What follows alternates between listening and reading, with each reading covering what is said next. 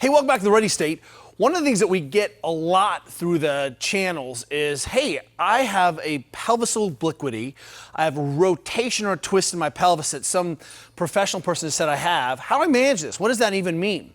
So first and foremost, let's identify a couple kind of foundational errors in that. We are asymmetrical human beings by design. So you probably have a dominant foot. Most of us aren't right-footed and left-footed. You may drive the car with your right leg. You may skateboard your right leg. You may surf. You may hit. You'll see that, I mean, if you're a leg planter and kick a ball, for example, we know that you might have fast twitch tissue in your left leg and some slower twitch tissue in your right leg. Thanks, Dr. Andy Galpin. But the idea here is that your body knows how to manage this. It knows how to manage these asymmetries. And what we see is function should be the same. So if we're getting some twist, second kind of foundational idea here is, hey, we aren't just a dog without a tail, but the tail oftentimes wags the dog.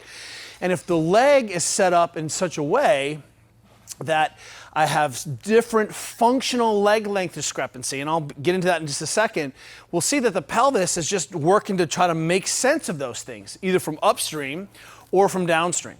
So first and foremost, let's appreciate that the pelvis and leg are a system. We can't look at the hips without looking at the femur. We can't look at the lumbar without looking at the pelvis and the femur. So we derive a ton of stability upstream, and we'll call this the lumbo-pelvic segment, from stability and what's going on downstream through the femur and by extension the lower extremity. So first things first is that we often see that people who have an obliquity or present with an obliquity that they're trying to chase down end up having one ankle that doesn't look like the other ankle. So we can't say definitively what the mechanism is here, but we can see is, hey, I have a difference in function here. And if you can see how my right ankle is on the inside of my foot and my left ankle is stacked in the middle of my foot, this artificially or functionally makes this limb a little bit shorter. And to solve this problem, my body will go ahead and say, oh, no problem, we'll go ahead and just manage that. Or these tissues get pulled and I get lengthened, and the result is that my pelvis gets twisted. If this foot turns out, suddenly I don't have the same stability through this system. I'm not able to capture this kind of rotational chirality nature and being able to appreciate that the pelvis derives its stability not from anterior, posterior forces, of course that's part of it, but from the rotational forces. Remember, your hip has 6 rotators, 6! Your shoulder has 4. And that's not even accounting for all the other powerful glutes and rectus femoris and everything else. So, if this foot is turned out, this pelvis isn't supported in the same way this is. So when we start to untangle this or try to improve function, which is all we can really do, then the first thing we say is, hey, let's look at the feet. Are you able to stand, ball and foot, to heel balanced? Can you take your ankles and keep them in the middle of your feet to a referenced base position? This is Tadasana in yoga. So when we begin to normalize function through the lower limb, through habitus and practice and awareness, that's the first order of business. Second order of business is, hey man, if your hip extension is different on this side than it is on this side, imagine what's going to happen is if I take this hip into extension, it's going to drag my pelvis into an anterior force, maybe more forcefully than the right side.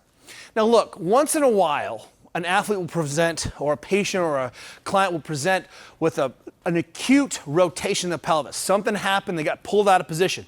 That's not what we're talking about.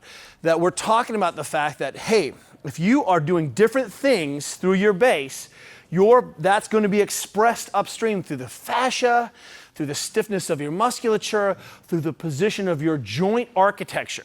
So what do you do about it? Well, you don't play whack-a-mole. You say, well, what's important? Base is important.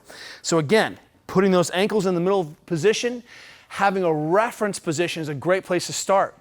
But we always are looking, again, at the spine and the extremities as a system. Just the same way that if your shoulders were stiff and you're missing internal rotation, that might impact your neck position. If you're missing key positional capacity, and I'm talking about baseline physiology of the hips in terms of your range of motion. If you don't have any internal and external range of motion of that hip, guess what's going to happen? Your body is going to have to compensate. And that compensation may or may never cause you pain. It may just mean loss of position or loss of true sort of capacity, loss of choice. And what we're always trying to do here is return people's choice. So instead of playing whack-a-mole or doing some, hey, my pelvis is 1 degree off, don't worry about it. Your body knows how to make sense of all this. But first things first, are you balanced? And if not, fix that. If your ankle is collapsed, fix that. Improve that. If you've got a huge missing range of motion in your hip, go after that. If you're missing hip flexion on one side, imagine what happens when I squat down. I'm going to get rotated. That's something that we're supposed to be able to identify and improve or ameliorate or attenuate. By definition, things are going to get stiff. We're imperfect beings working in imperfect environments. Asymmetries are the name of the game. But if you're missing ankle range of motion on one side and you know I can pistol on my left, but I can't pistol on my right, that is likely part of the reason why your pelvis ended up, what's the word? Cattywampus. Hopefully that helps.